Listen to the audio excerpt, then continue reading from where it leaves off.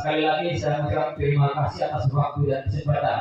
Pada kesempatan ini saya membuat tugas aksi nyata di modul 1.4. Tadi saya tidak sempat tulis di situ modul 1.4 tentang pelibatan pemahaman budaya positif. Ya, saya Frederick Puji, calon guru penggerak angkatan 10 dari SMP Negeri 12 Godong, Kabupaten Manggarai Timur. Sebelum kita lanjut, ada sedikit SPP. Ya, kita mulai ya. Ya, coba 1, 2, 3.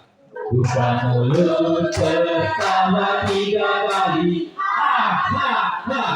Buka mulut tertawa 2 kali.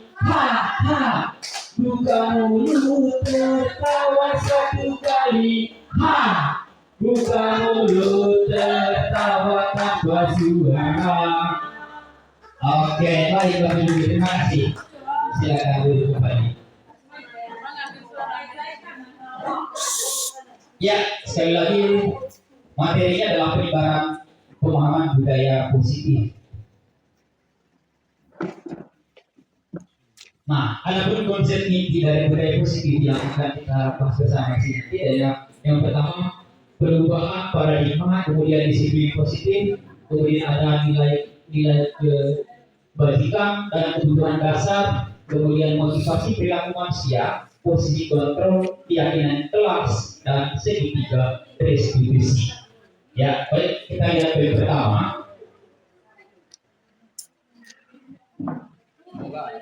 Pembelajaran dengan paradigma baru. Ya, pembelajaran dengan paradigma baru merupakan pembelajaran yang dirancang berdasarkan prinsip pembelajaran berdiferensiasi atau pelajaran yang menyenangkan ya. Sehingga peserta didik belajar sesuai dengan kebutuhan berdasarkan perkembangan sesuai teori psikologi modern untuk mewujudkan profil pelajar Pancasila.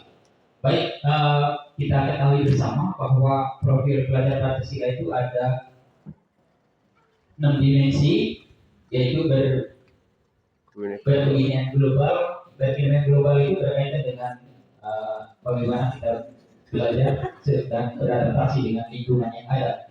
Kemudian nilai gotong royong, ya nilai gotong royong sebenarnya ya Bapak Ibu bukan hanya gotong royong yang dimaksud itu bagaimana kita bekerja sama dalam hal kerja bakti saja, tetapi nilai gotong royong itu bagaimana anak-anak itu bisa berkolaborasi juga dalam pelaksanaan pembelajaran. Kemudian kreatif, kalau kreatif itu berkaitan dengan bagaimana anak-anak itu bisa berkreatif dalam pembelajaran, bukan anak-anak, bagaimana juga kita sebagai guru juga dia harus bisa berkreatif. Kemudian bernalar kritis berkaitan dengan ide, pemikiran yang memiliki pemikiran yang kritis. Kemudian mandiri, anak-anak bisa secara mandiri belajar. Kita bukan anak, tapi kita juga di sini. Kemudian beriman dan bertakwa. Beriman dan bertakwa yang berarti berkaitan dengan nilai-nilai atau berkaitan dengan nilai agama ya. Kemudian yang berikut miskonsepsi tentang teori kontrol. Dari situ ada ilusi guru mengontrol murid. Ya, jadi bagaimana perlakuan kita dalam mengontrol murid? Ya, di situ dikatakan ilusi bahwa semua pembelajaran positif, efektif dan bermanfaat. Jadi kita pada posisi yang mana di sini dalam hal ini? Ya. Kemudian ilusi kritik membuat rasa bersalah, mampu menguatkan karakter. Ya, nanti kita akan ketahui bersama seperti apa ya. Kemudian ilusi bahwa orang dewasa berhak memaksa. Ya, itu beberapa ilusi atau diskusi tentang teori kontrol. Jadi, ya, disiplin positif. Disiplin berasal dari kata disiplin. Ada disiplina itu di dalam bahasa Inggris ya, yang artinya belajar.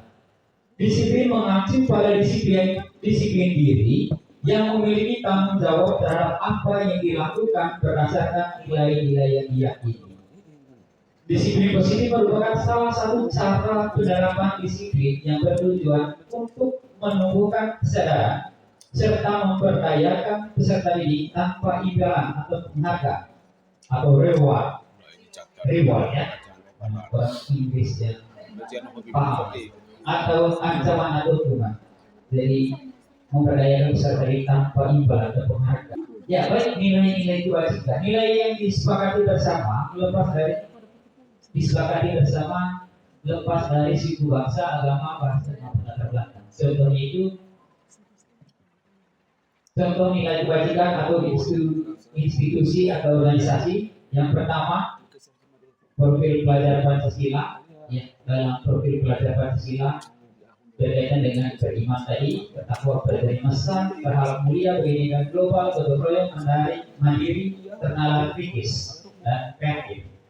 Kemudian IBO, Primary Years Program orang ini sekitar.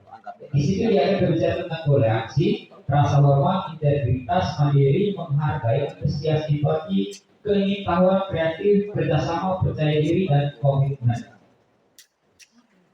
Kemudian ada 9 pilar karakter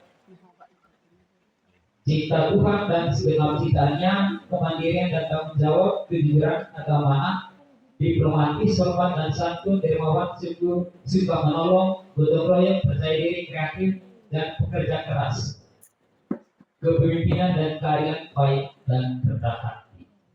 Ya, itu nilai kebajikan. Ya, selanjutnya,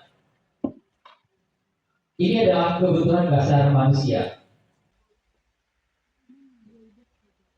Kebutuhan manusia adalah segala sesuatu yang dibutuhkan oleh manusia untuk mempertahankan keseimbangan kondisi fisiologis dan psikologis yang bertujuan untuk mempertahankan hidup dan kesehatan. Ada 5 kebutuhan dasar manusia.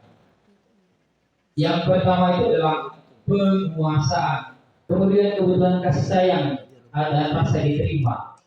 Ya, biasanya ya mungkin kita melihat anak ini memiliki karakter yang berbeda ya, dari perilaku dan apa lagi yang lainnya ya, atau dia kadang murung sekali ya.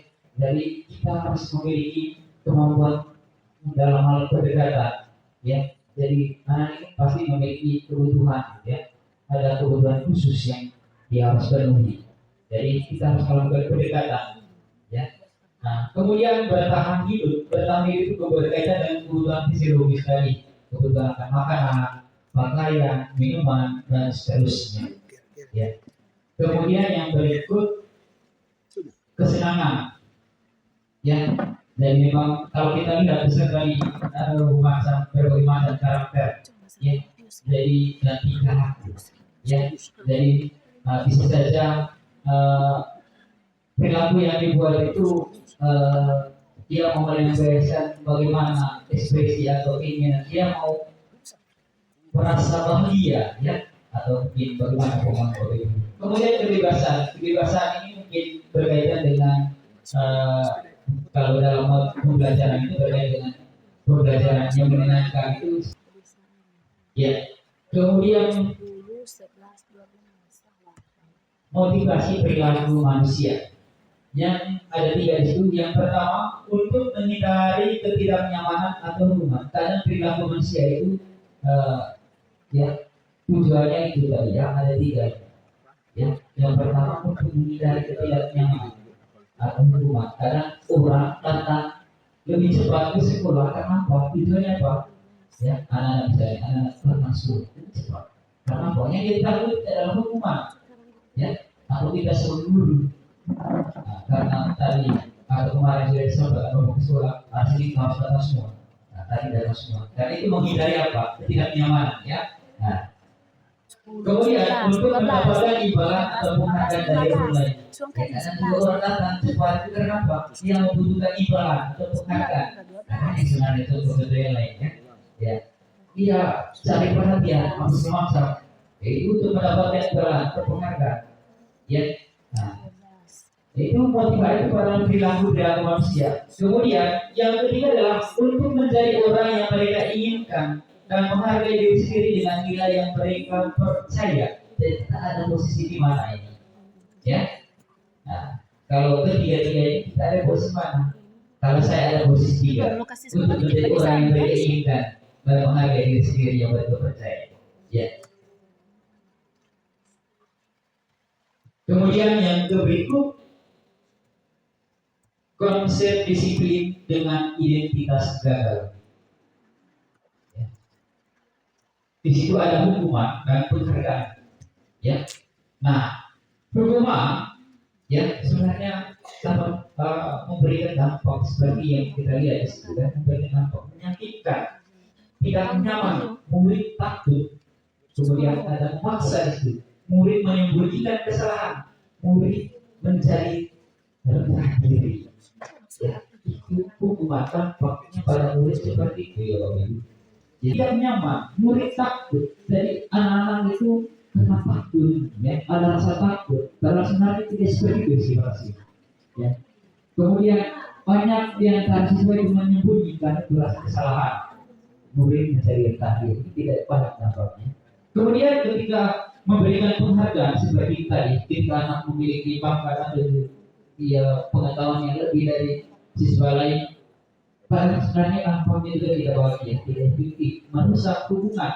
Ada sifat iri di antara mereka, ya, ada sifat iri, mematikan kreativitas, ya, dari teman-teman yang lain juga merasa jadi, nah ujungnya jadi yang gunakan jual, malas untuk berusaha, ya. Jadi kemudian menumpuk dengan sistem ranking, ya, kemudian merampas hak, menghargai dirinya, itu tampaknya kalau memberikan penghargaan. Ya, konsep disiplin dengan identitas sukses. Ya, di situ ada konsekuensi dengan restitusi. Konsekuensinya penguatannya jangka panjang. Ya, tadi sudah saya sampaikan tadi ya. Ada jangka pendek, ya. Jangka pendek. Kemudian perlu monitoring berkelanjutan. Ya, jadi kalau kita memberikan pandangan atau masukan, berarti kita harus juga monitoring, kita harus melakukan tindak lanjut monitoring, stimulus atau respon. Kemudian murid menghormati peraturan, kemudian kehilangan waktu untuk merenungi kesalahan, yaitu konsekuensi, ya. Kemudian restitusi, murid bertanggung jawab untuk perilakunya. Itu kalau kita melakukan pendekatan dengan restitusi, ya. Fokus pada pemecahan masalah jangka panjang. Kemudian murid menghormati dirinya dan orang lain. Kemudian terkontrol diri, terkontrol atau dirinya memegang kontrol, ya. Kemudian murid bersemangat. Itu kalau kita melakukan pendekatan restitusi, ya. Konsep disiplin melalui pendekatan restitusi sebuah cara menanamkan disiplin positif pada murid. Yang pertama kita lihat pengertian restitusi. Restitusi adalah menciptakan kondisi bagi murid untuk memperbaiki kesalahan mereka, sehingga mereka bisa kembali pada kelompok mereka dengan karakter yang lebih kuat. Itu restitusi. Ciri-cirinya bukan untuk menembus kesalahan, namun untuk belajar dari kesalahan. Ada anak yang mengalami bermasalah, ya. Jadi kita di situ mencari solusinya, bukan menambah lagi masalah, atau kita tidak boleh memaksa anak ikut dengan yang kita mau, ya. Kemudian restitusi menuntut untuk melihat dalam diri. Kemudian restitusi mencari kebutuhan dasar yang berdasari tindakan. Kemudian restitusi diri adalah cara yang paling baik, dan restitusi fokus pada karakter bukan tindakan. Kemudian fokus pada solusi dan mengembangkan diri yang berbuat salah pada kelompoknya. Ya, saya ulangi, restitusi mengembalikan murid yang berbuat salah pada kelompoknya. Ya, kita di sini tugasnya begitu, mengembalikan murid yang berbuat salah. Baik, ini contoh kasus ya, siswa sering tidak mengerjakan PR. Ya, jadi siswa tidak mengerjakan PR. Ya, hukuman, guru menghukum siswa tersebut hormat bendera selama 10 menit. Itu yang maksud dengan hukuman. Ya, karena tidak mengerjakan PR, kita minta kamu pergi hormat itu bendera 10 menit.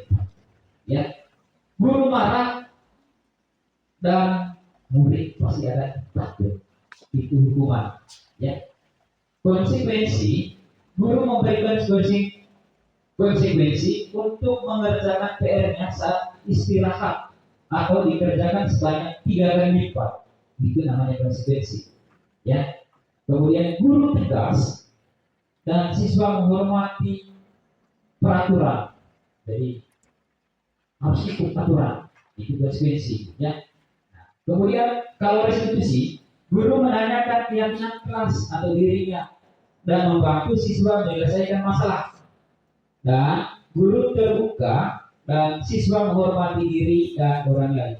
Jadi kira-kira pada posisi ini apa yang kita terapkan selama ini, kira-kira posisi mana kita? Ya, ada yang bisa bicara? Hukuman. Ya, kita akan mencoba menggunakan restitusi. Ya, kita coba menggunakan restitusi. Guru menanyakan keyakinan. Jadi penting itu membuat keyakinan kelas. Ya, guru menanyakan keyakinan dirinya dan membuat siswa menyelesaikan masalah. Kita mencari sama-sama mencari solusinya. Kemudian guru terbuka dan siswa menghormati diri dan orang lain. Ya, ya ada 5 posisi kontrol restitusi ya.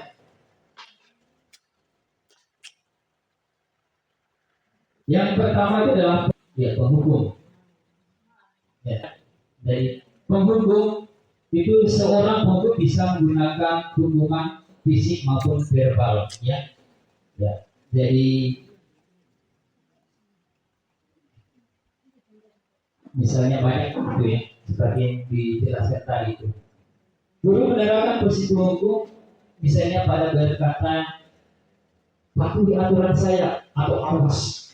Ya, itu. Kemudian kamu selalu saja salah. Ya, siswa. Ya, sebenarnya penghukuman bisa memberikan dampak buruk buat siswa. Ya, ikut dia punya undang. Nah, kurang ajar. Kamu datang terlambat, ya tidak pakai sepatu lagi. Kasih salah. Itu bagian dari hukuman. Ya, sebenarnya ini berdampak buruk buat karakter anak. Yang memang walaupun sebenarnya kita di sini juga sifat pemantau juga ya, dari pemantau. Pemantau itu kita harus mengikuti aturan. Karena aturan yang ada di sekolah ini seperti ini. Kamu ikut, kamu tidak sesuai dengan aturan, sesuatu nanti tidak bagusnya. Ya. Nah, pembuat merasa bersalah. Pada posisi ini biasanya guru akan bersuara lebih lembut. Kemudian dan berkata keluar dari hatinya, misalnya ibu sangat kecewa sekali dengan kamu. Ya, berapa kali ibu harus memberitahu kamu ya. Nah, gimana coba kalau orang tua kamu itu tahu berbuat begini, itu adalah membuat rasa bersalah.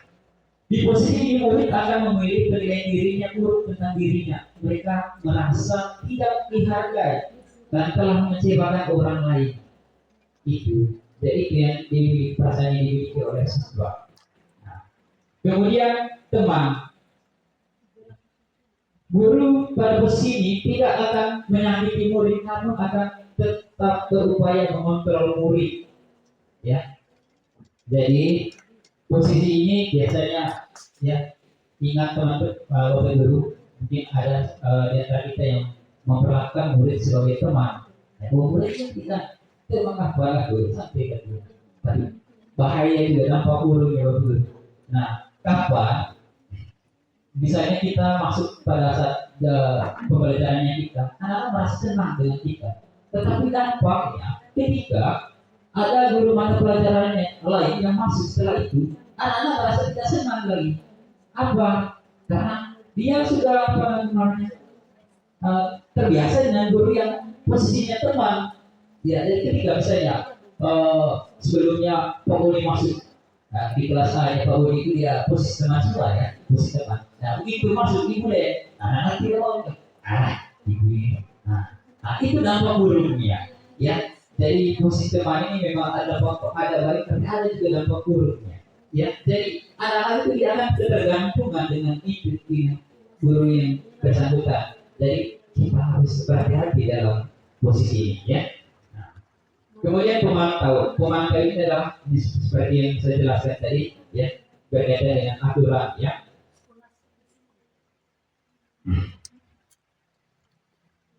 Pemantau artinya atau memantau berarti mengawasi, ya, mengawasi, ya. Jadi di sini kita harus bertanggung jawab atas perilaku orang yang kita awasi. Nah, misalnya ada pertanyaan, apa yang telah kamu lakukan, ya, sanksi atau konsekuensinya apa? Ya, ini berkaitan dengan aturan. Misalnya tadi ada yang tidak membawa sepatu tadi atau datang terlambat. Kamu sudah datang terlambat, salah lagi pakai sepatunya, kas keluar. Karena aturan di sini tidak sesuai, ya. Nah, di sini kas keluar sebenarnya. Ya, jadi aturan di sini harus pakai sepatu atau kamu harus, walaupun anak-anak itu sudah melakukan alasan.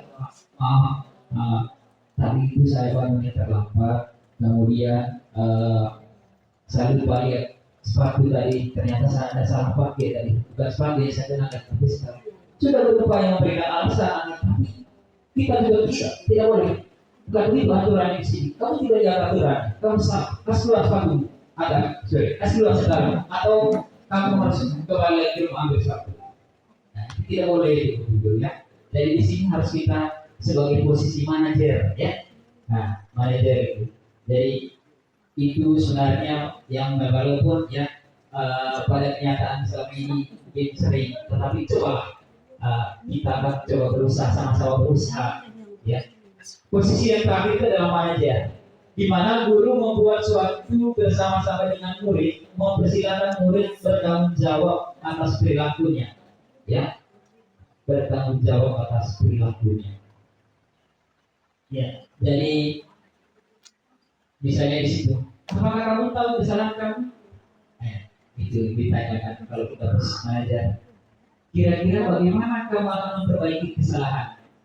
Ya, misalnya ada yang tahu, kita tambah gitu. Bagaimana? Apakah kamu tahu dari kesalahanmu? Ya, bagaimana kita memaksakan dia supaya dia juga mau merubah dia punya sikapnya. Nah, kembali dari sini kita akan menanyakan, kamu tahu tidak keyakinan kita yang sudah kita buat?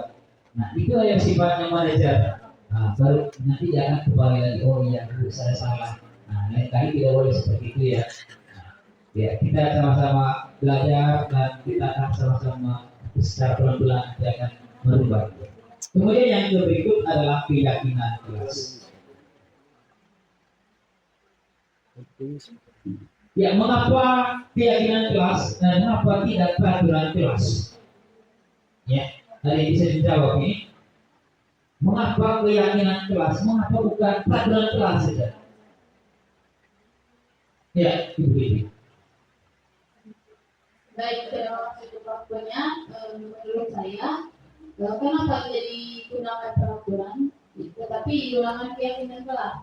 Karena peraturan itu belum tentu setiap siswa atau setiap guru itu bisa seperti aturan yang berlaku. Tetapi kalau keyakinan kelas itu berdasarkan keyakinan dari dalam diri kita masing-masing. Sekian, terima kasih. Ya, baik, terima kasih Ibu. Ada lagi?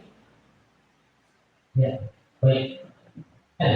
Ya, memang keyakinan itu memang sifatnya mulai dari diri, ya. Kalau aturan itu yang sifatnya luas, ya.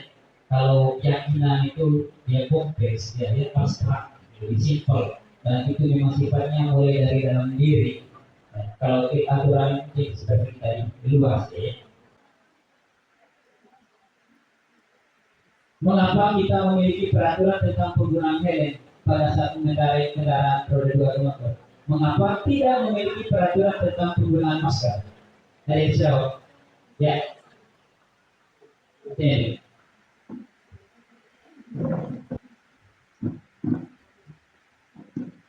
Baik, mengapa harus menggunakan mengapa kita memiliki peraturan tentang penggunaan hand? Mengapa bukan masker? Jadi dua-duanya itu memang sangat penting. Tapi kalau menurut saya itu yang lebih penting itu pada saat kita berkendara motor itu adalah helm. Helm itu jauh lebih penting untuk menyelamatkan kita dari kecelakaan atau terjadi sesuatu pada saat di atas perjalanan. Itu menurut saya. Ya, kemudian dalam membuat keyakinan kelas, tentunya kita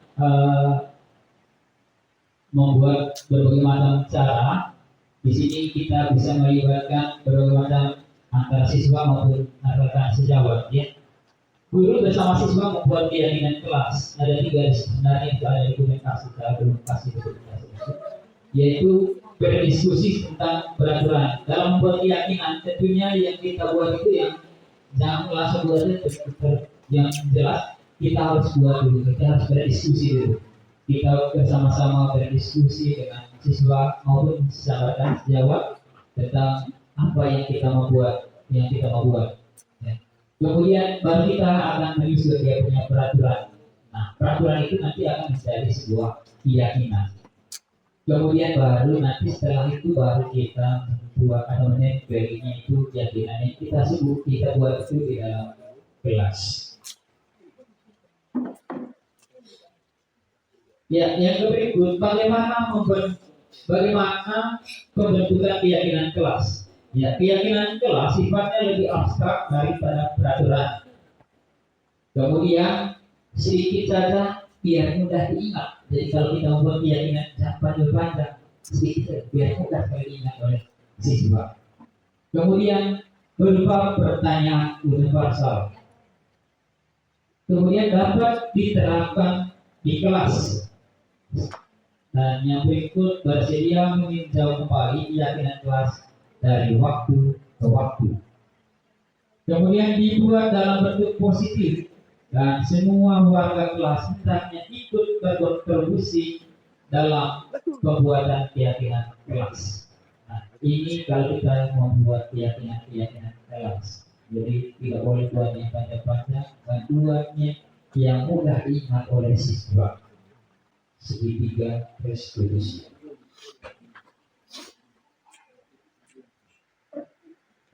Ya, segitiga restitusi ada 3 tahap di sini dalam segitiga restitusi. Yang pertama menstabilkan identitas. Nah, kita semua akan melakukan hal yang terbaik yang bisa kita lakukan. Nah, kalau menstabilkan identitas tadi, ya misalnya ada siswa yang masalahnya seperti yang kami buat kemarin itu di dalam sebuah tugas di demonstrasi kontekstual, ya kita tanya juga, jadi kira-kira kenapa kamu saya panggil? Nah, saya dengar ini tadi ada laporan bahwa kamu telah melakukan kesalahan ini. Nah, kemudian kita buat validasi tindakan yang salah. Di sini semua perilaku memiliki alasan, pasti ada alasannya ya. Nah, kamu pasti melakukan itu karena ada alasannya ya. Nah, kita sama-sama cari solusi. Ya, itu yang kita. Kemudian setelah kita mendapatkan solusi, kita akan bertanya kepadanya. Coba mengingat kembali keyakinan yang sudah kita buat. Apakah yang kamu buat itu sesuai dengan keyakinan kelas atau tidak? Oh tidak, Pak. Nah, kalau begitu, hal apa yang kamu buat itu agar sesuai dengan keyakinan kelas? Itu sifat manajer yang dari sifat dari segitiga restitusi. Jadi kita sebagai guru hendaknya melakukan kontrol pada guru itu sifat sebagai posisi manajer, ya, bukan memberikan penghukuman atau apalagi yang lain tadi. Ya baik Bapak Ibu guru, itu saja. Terima kasih atas waktu dan kesempatannya. Selebihnya saya mohon maaf mungkin ada yang kurang atau kurang berkenan di hati Bapak Ibu guru. Terima kasih, mungkin ada masukan. Terima kasih.